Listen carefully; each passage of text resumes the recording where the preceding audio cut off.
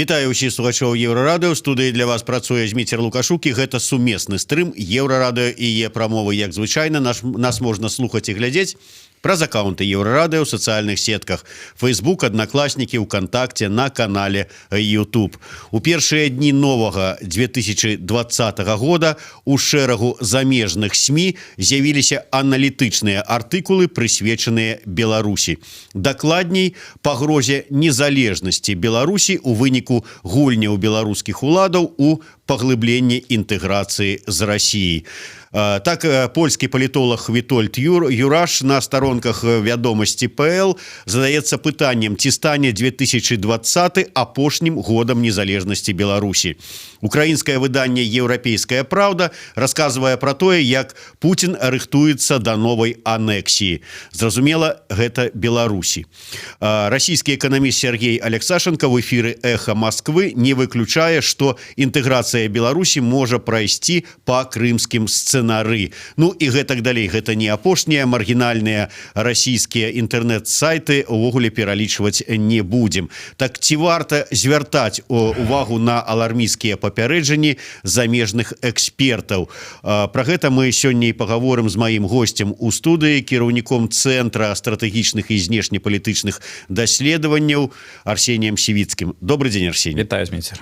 Арсений, я тут пачаў з пераліку замежных СМІ, дзе былі надрукаваныя такія вось артыкулы, прысвечаныя Беларусі і будучага яе незалежнасці, але хацелася б пачаць з сённяшніх навінаў, дакладней тое, што запасы паліва на заправках там можа быть на 10-14 дзён, што паставкі нафты спыненыя і гэтак далей. Я тут пачытаў уже ў каментах, што, маўляў, загаловак «Расія спыніла пастаўкі нафты ў Беларусь» неправільныя, маўляў, тут не пра Расію ідзе размова, а пра гаспадарчыя суб'екты, якія не здолелі дамовіцца пра кошт на сыравіну.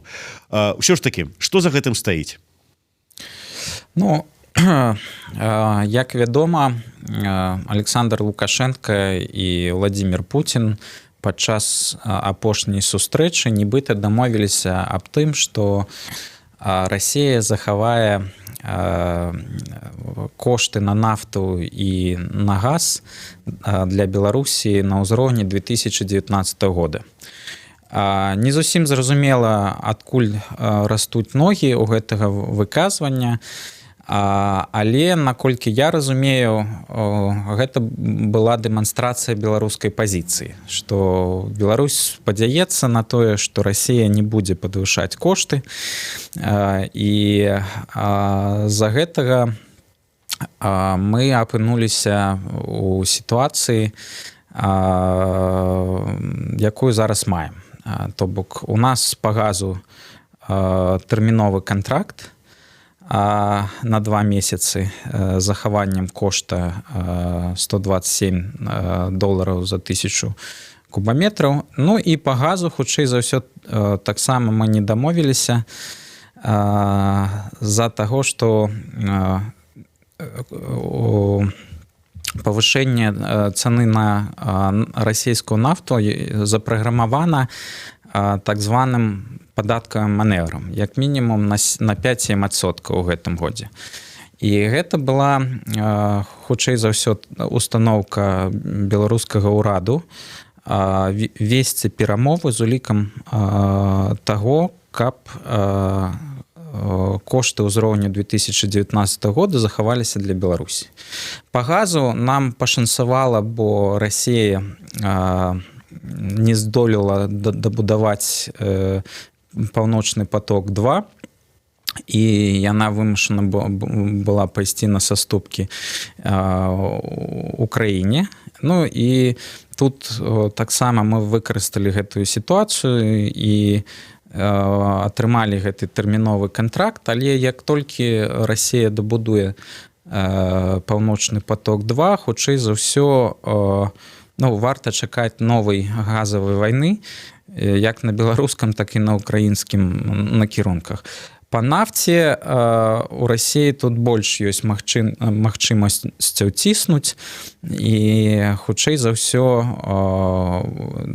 Крэмль вырашыў выкарыстаць вось гэты інструмент, асабліва на фоне выказвання Лукашенка аб тым, што вось ён нібыта можа гарантаваць пастаўкі з альтэрнатыўных істочнікаў, уключыць у рэверсным рэжыме нафтаправод «Дружбу» і гэтак далей. Але гэта было цалкам прадказальна, што ў Новы год мы войдзем з эскалацыяй канфліктнай сітуацыі паміж Менскам і Крамлём, і гэта звязана з тым, што былыя супярэчнасці мы не здолелі вырашыць у 2019 годзе, і наўрад мы здолеем іх вырашыць ужо ў гэтым новым 2020. Звязана гэта з тым, што Крэмль не будзе адмаўляцца ад крамлёўскага ультыматуму, інтэграцыйнага ультыматуму, і будзе дамагацца паглыблення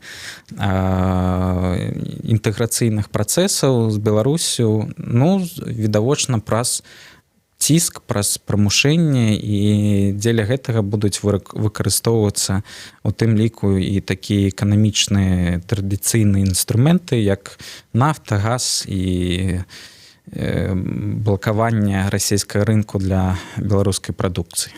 Ну, ось, як мы уже сказали, спыніліся пастаўкі нафты на наши беларускія нафтаперапрацоўчыя заводы. Тым не менш, сёння мы датэлефанаваліся да намесніка дырэктара «Нафтана» па ідэалагічнай рабоце, кадрах і сацыяльным развіцці. І вот Сергей Яўтушын нам заявіў так, што спадзяемся, што ў Расіі скончацца святы, зараз там вот святочныя дні працягваюцца, і ўсё нармалізуецца. Маўляў, што вот святы закончацца, удасца, атрымаецца дамовіцца, і нафта будзе пастаўляцца. Але сыходзячы з вашых слоў, Арсеній, ну, спадзявацца, што вось так лёгка і хутка ўсё адбудзецца, не даводзіцца. Ну, мне падаецца, што спадзявацца вось на нейкі аўтаматызм рашэння гэтых праблем не варта ў сённяшніх умовах. Ну, як мінімум, я ўжо казаў, што павышэнне коштаў на расійскую нафту запраграмавана ў гэтым годзе, і гэта абумоўлена падаткавым манёўрам у Расіі. І, ну, безумоўна, так ці інакш Беларусь будзе вымушана дамаўляцца, але яна ўжо будзе дамаўляцца не на сваіх умовах, гэта будуць расійскія умовы. Ну, і практычна гэта азначае, што мы будзем плаціць за расійскую нафту больш, чым у прошлым годзе, але гэта супярэчыць той палітычнай устаноўцы, якую даў Александр Лукашенко перад перамовамі. Калі б не гэта устаноўка, мне так падаецца, ўжо б бакі падпісалі новы кантракт, але я так разумею, што прэзідэнт Беларусі, ён спадзяваецца на тое, што вось гэта выказванне Пуціна, ці не Пуціна, Лукашенка, якое ён зрабіў на прэс-канферэнцыі пасля сустрэчы з Пуцінам, вось яна пэўным чынам паўплывае на рашэнні вось гэтых гаспадарчых суб'ектаў расійскіх, але мне падаецца, што гэта ілюзорнае спадзяванне. Просто трэба рыхтавацца да таго, што вось кошты на нафту павысяцца, кошты на газ праз 2 месяца таксама павысяцца на 25%. Ну і гэта новая нармальнасць. Як бы Расія будзе працягваць ціск. І, ну, вось тут уже трэба думаць не аб тым, як дамаўляцца з Расіяй, а аб тым, як дамаўляцца з кітайцамі, з амерыканцамі, з еўрапейцамі, каб пашыраць нашы магчымасці з пункту гледжання дыверсіфікацыі вонкавай палітыкі, эканамічных сувязяў. Ну, таму што мы 5 гадоў страцілі на тое, каб паспрабаваць дамовіцца з Расіяй. і замест таго, каб гэты 5 гадоў патраціць на выбудоўванне новай вонкавай палітыцы, і гэта самая галоўная праблема для нас, што ў Расіі ёсць пэўны дэдлайн, это 21-22 год, і Крэмль хоча даціснуць Менск і вось да гэтага дэдлайну, і у нас не так шмат часу, каб зараз выбудаваць пэўныя стратэгіі па стрымліванню Расіі. І вось я б сказаў, гэта галоўная задача на 2020 год, як за 6-12 месяцаў перабудаваць усю вонкавую палітыку Беларусі. Вось вы кажаце пра тое, што нам тэрмінова трэба шукаць нейкія іншыя шляхі, дамаўляцца з кітайцамі, еўрапейцамі, амерыканцамі, выбудоўваць новую стратэгію, знешнюю палітыку. У той жа час Ёлкін, карыкатурыст, намаляваў такую карыкатуру, дзе там Путін крычыць, ведаеш, як было там у свае часы другой сусветнай вайны, там правда партызаны, там ці савецкі салдат здавайся, а тут беларус здавайся, мы дадзім табе бочку нафты. Так гэта да таго, што ўсё ж такі шмат хто разважае на тэму, што Беларусь здасца. Пра гэта пішуць і аналітыкі польскія, як я ўжо сказаў, на сайце вядомасці.пл. Пра гэта непакояцца, і гэта не выключаюць у вялікай ступені украінскія аналітыкі. Ўсё ж такі, наколькі вялікая верагоднасць, што сапраўды Беларусь, так сказаць, здасца за сваю незалежнасць, за бочку нафты? Справа ў тым, што незалежна ад таго, ці пойдзем мы па шляху паглыбленай інтэграцыі ці не,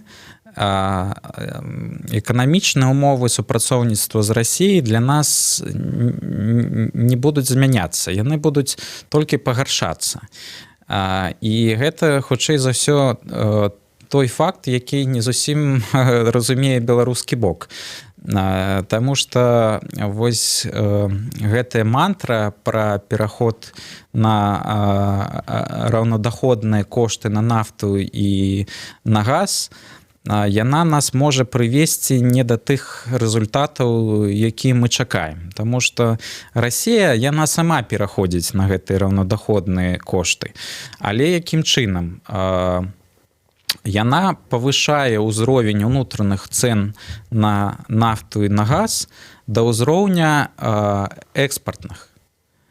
А мы чакаем, што Расія будзе экспартны ўзровень паніжаць да ўзроўня унутраных коштаў у Расіі.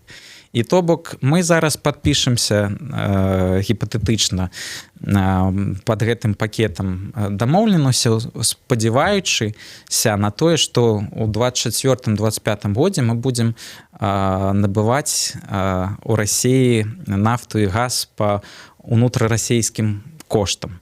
Але яны дэ-факта будуць экспартнымі, рынкавымі. І то бок мы не вырашаем аніякіх праблем у адносінах з Расіяй праз гэтыя дамоўленасці аб паглыбленай інтэграцыі. Таму як только Александр Лукашенко і беларускі ўрад гэта зразумеюць, мне спадзяецца, вось яны будуць спрабаваць там выбудоўваць пэўныя альтэрнатыўныя стратэгіі. Вось Александр Лукашенко ўжо агучыў пра тое, што мы зараз будзем з альтэрнатыўных крыніц пастаўкі нафты здзейсняць, там і рэверсныя рэжымы уключаць у нашых трубаправодах, якія праходзяць праз тэрыторыю Беларусі і гэтак далей.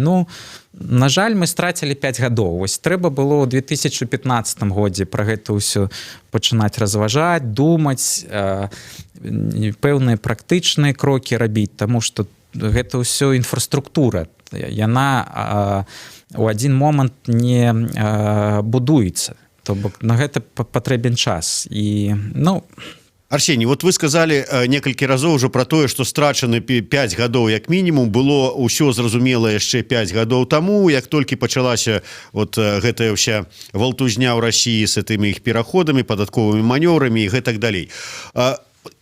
У гэтай сітуацыі вот мне не зразумела, у нашым урадзе там і ва ўсіх гэтых аналітычных цэнтрах пры прэзідэнце, ва ўсіх гэтых шматлікіх структурах сядзяць, выбачаюся, глупыя людзі, якія гэтага не разумеюць. Другі варыянт, неправільныя ваши выкладкі, і вы памыляецеся, можа тут алармісцкія настроі падвышаеце. Можа быць.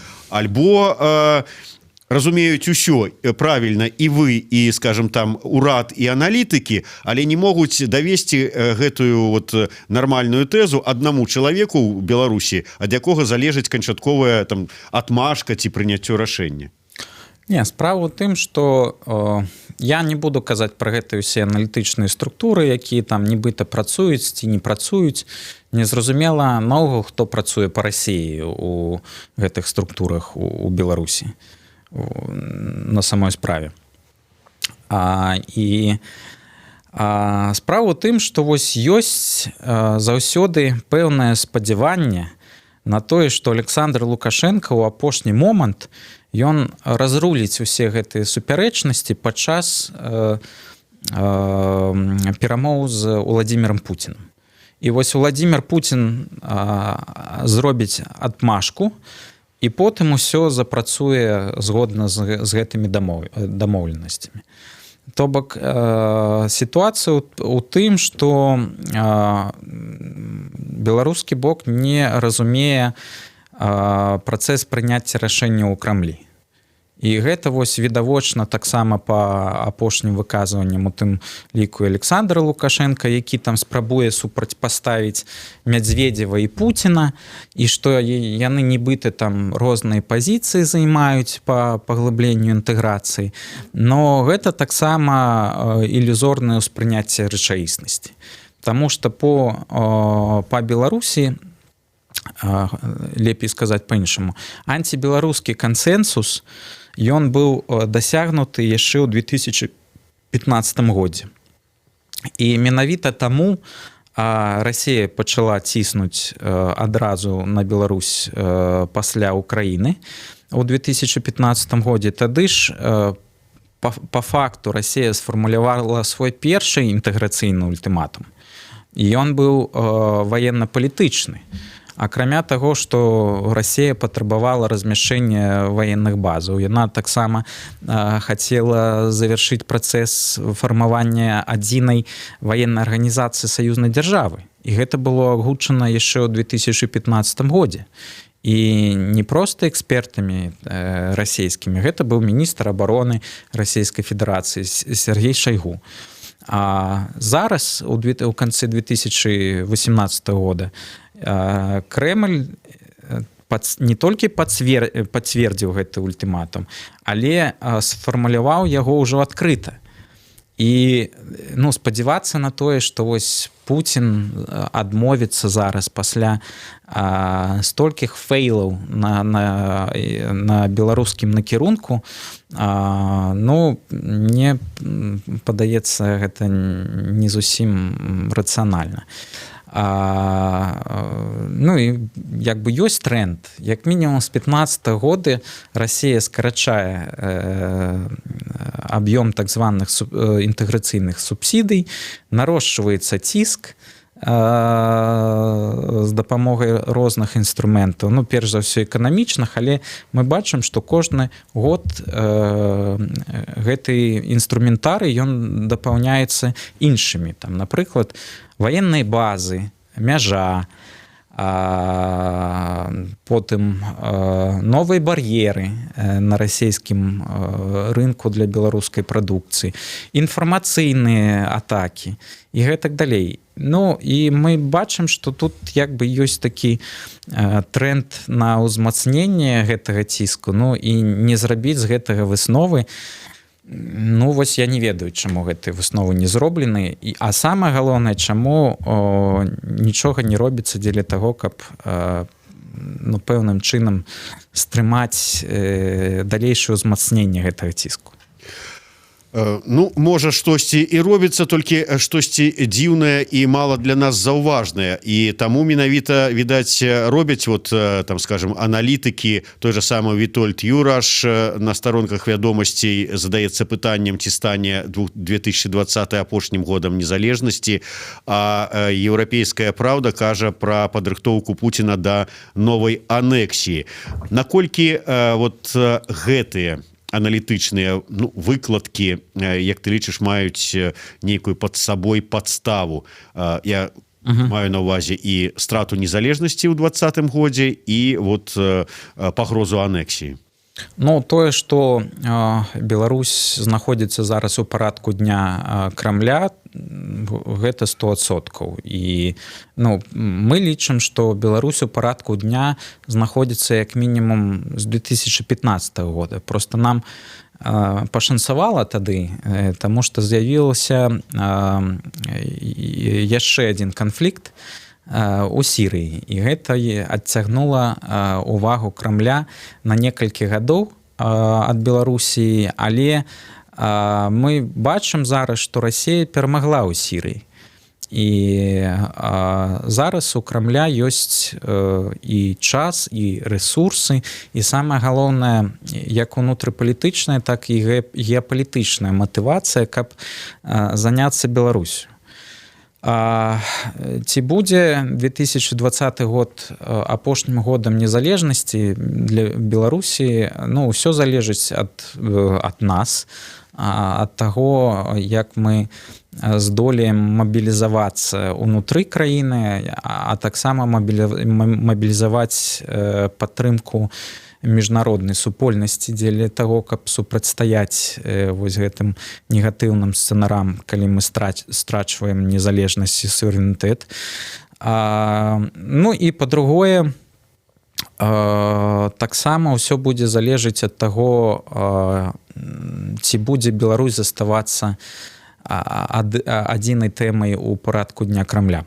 Я не выключаю, што могуць узнікнуць новыя канфліктныя сітуацыі, куды б Расія магла ўцягнуцца, і гэта тады таксама адтэрмінуе рэалізацыю тых ці іншых планаў па Беларусі. Але наколькі сёння мы разумеем сітуацыю, у Расіі было некалькі планаў па Беларусі. І першы план яны спрабавалі рэалізаваць у 2015 годзе праз паглыбленне военно-палітычнай інтэграцыі. Размясціўшы сваю ваенную базу ці базы, ці прасоўвае паглыбленую военно-палітычную інтэграцыю, і гэта так званая армянская ці абхазская ці паўднёва-асетынская мадэль. То бок гэты фармат інтэграцыі Расія ўжо рэалізавала з паўднёвай Асетыі, Абхазіі і нават Арменіі. І яна спрабавала тое ж самае зрабіць з Беларусю. Але мы адмовіліся ад гэтага паглыблення інтэграцыі. І тады Расія перайшла да другога сцэнару. Пачала прасоўваць паглыбленне эканамічнай інтэграцыі. Але, як мы бачым, па факту гэта не толькі эканамічная інтэграцыя, але і военно-палітычная, згодна з дамовай аб саюзнай дзяржаве 1999 года, і все расійскія чыноўнікі заўсёды спасылаюцца на гэту дамову як пэўны стратэгічны дакумент, які трэба будзе рэалізоўваць.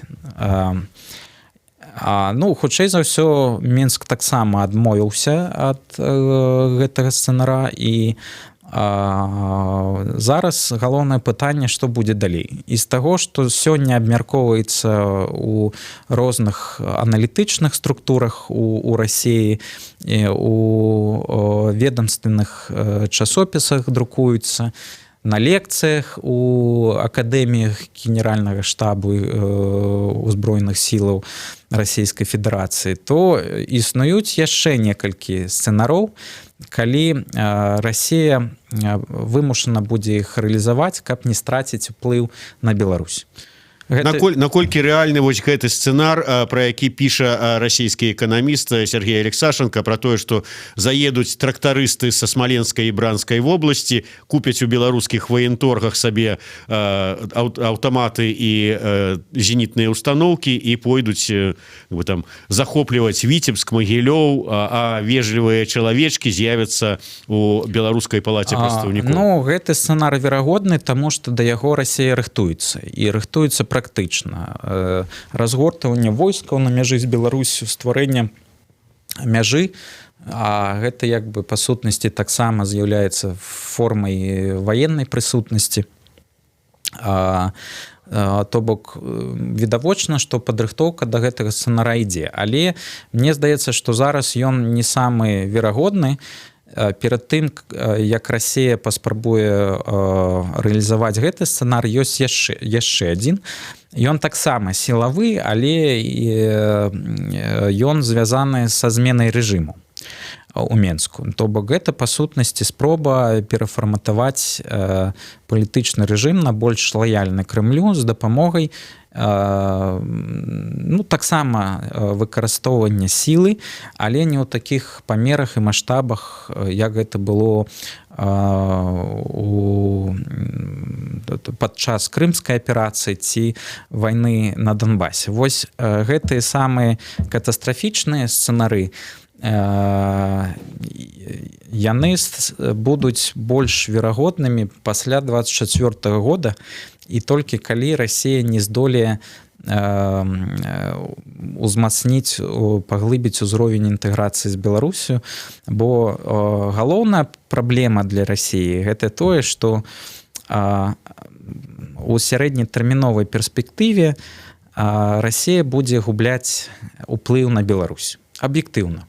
І з пункту гледжання эканомікі, і з пункту гледжання гуманітарнага ўплыву і палітычнага, і тым больш геапалітычнага, таму што Беларусь здолела выйсці з ізаляцыі міжнароднай, яна зараз выбудоўвае адносіны і з Захадам, і з Кітаем, і ўсё гэта будзе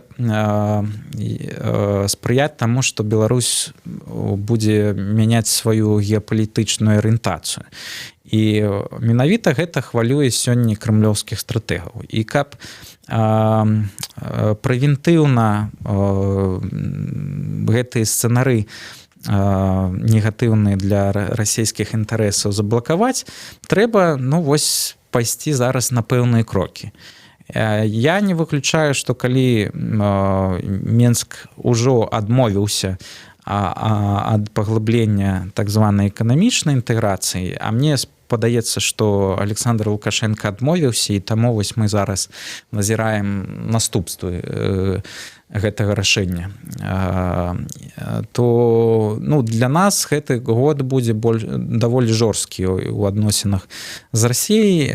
Для Расіі самы такі просты спосаб гэта пачаць з дэстабілізацыі сацыяльна-эканамічнага становішча, а потым ужо у залежнасці ад сітуацыі прымаць рашэнне выкарыстоўваць там пэўны сілавы сцэнар ці не выкарыстоўваць. Бо заўсёды для Расіі дэстабілізацыя сітуацыі ўнутры пэўнай краіны гэта нагода для ўмяшальніцтва. Тое ж самае было ва ўкраіне, дзе Майдан быў выкарыстаны дзеля таго, каб умяшацца. Арсений, я выбачаюся, пераб'ю, не так шмат часу засталося, просто хацелася ўдакладніць. Вот я на пачатку размовы прыгадаў маргінальныя сайты расійскія. Вось адзін з іх робіць аналіз таго, што, так сказаць, як Беларусь становіцца больш нацыяналістычнай дзяржавай, беларусізуецца. Тут прыгадваюць словы Лукашэнкі і пра ВКЛ, і пра сяброўства пра братэрства з літоўскім народам і гэтак далей. Але мяне найбольш уразілі там словы калі, прыгадваючы сітуацыю з гэтымі так званымі публіцыстамі Рэгнума, якіх тут судзілі, аўтары артыкула на сайце этом кажуць про тое, што, маўляў, свабода слова зараз у сучаснай Беларусі такога ж самага ўзроўню, як і была свабода слова у Беларусі падчас фашысцкай акупацыі, падчас другой сусветнай вайны. І нагадваюць Лукашэнку пра лёс гаўляйтера Кубы. Як па мне, гэта прамая пагроза фізічнага нейкага прымянення ці там устранення, скажем так, кіраўніка Беларусі. Наколькі верагодна, што... Вось давайте глядзець на тыя аперацыі, якія Расія спрабавала рэалізаваць там апошнімі гадамі на тэрыторыі Еўропы, еўрапейскіх краінаў, напрыклад. Ну, мы бачым, што ёсць такія аперацыі, якія плануюцца, і яны накіраваны на тое, каб фізічна знішчыць тых ці іншых асобаў. І гэта не толькі кейс з атраўленнем Скрыпаля ці там балгарскага бізнесоўца, але гэта, напрыклад, спроба змены рэжыму у Чарнагорыі, дзе згодна з планам планавалася проста фізічна ліквідаваць прэм'ер-міністра Чарнагорыі. Бо ён быў як бы такі палітычны лідар, які накіроўваў сваю краіну у НАТО і еўразвяз. І у мяне няма сумнёву ў тым, што калі Расія пойдзе вось на сцэнар рэжым чэйнджу ці змены рэжыму ў Беларусі, то ён хутчэй будзе падобен на тое, што яны спрабавалі зрабіць у Чарнагорыі. І для гэтага, на жаль, у Расіі ёсць усе сродкі, але наша задача сёння як бы так мабілізавацца і мабілізаваць міжнародную супольнасць, каб данесці стратэгічны месседж Расіі, што калі яна вырашыць перайсці вось гэтыя чырвоныя лініі, то наступствы будуць для яе драматычныя. Арсений, вот вы некалькі разоў казалі про тое, што нам трэба неяк так грамадству сабрацца сіламі, паказаць, вот месседж паслаць. Грамадства паслала месседж, выйшла на акцыі. А што мы маем? Актывістаў, тых людзей, якія выйшлі на акцыі за незалежнасць і супраць інтэграцыі, пасадзілі на суткі, выпісалі штрафы, зараз суды. Гэта што? Ну, вось і тут мы пераходзім да таго пытання, з якога мы пачалі. Гэта аналітычнае забеспячэнне дзейнасці там прэзідэнта ці іншых дзяржаўных устаноў. Но просто калі гэта ўсё робіцца на падставе, я маю на ўвазе аналітычнай работы, робіцца на падставе аналіза тэлеграм-каналаў расійскіх ананімных, і потым як бы пішуцца паперы, у якіх абасноўваецца, што калі мы там, напрыклад, градус беларусізацыі зробім трохі менш, і гэта нібыта можа паспрыяць пазітыўным вынікам перамоў па нафце і газу, то гэта, на жаль, пакуль тая сітуацыя, у якой мы знаходзімся, і пакуль такія паперы пішуцца і кладуцца там тым, хто прымае рашэнні, вось мы будзем у такой шизофрэнічнай сітуацыі, калі людзі выйшлі падтрымаць, па сутнасці, не толькі незалежнасць краіны, але і персанальна Александра Лукашенка на перамовах з Пуцінам, а іх за гэта пачынаюць там пад адміністратыўныя артыкулы падводзіць. Я бы сказаў, што гэта то па сутнасці гэта тое, што Расія здолела зрабіць з Януковічам ва ўкраіне, гэта спрыянне расколу ў грамадстве рукамі самой дзяржавы. Гэта узнікаюць тады падазрэнні, што працуюць нейкія ворагі Беларусі і незалежнасці нашай краіны у гэтых так званых аналітычных структурах, якія даклады на стол кіраўніку Беларусі ў выніку адпраўляюць. Дзякуй вялікі. Арсеній Сівіцкі, Зміцер Лукашук, сумесны стрым, Еўрарадыё і Е-прамова. Глядзіце і слухайце нас.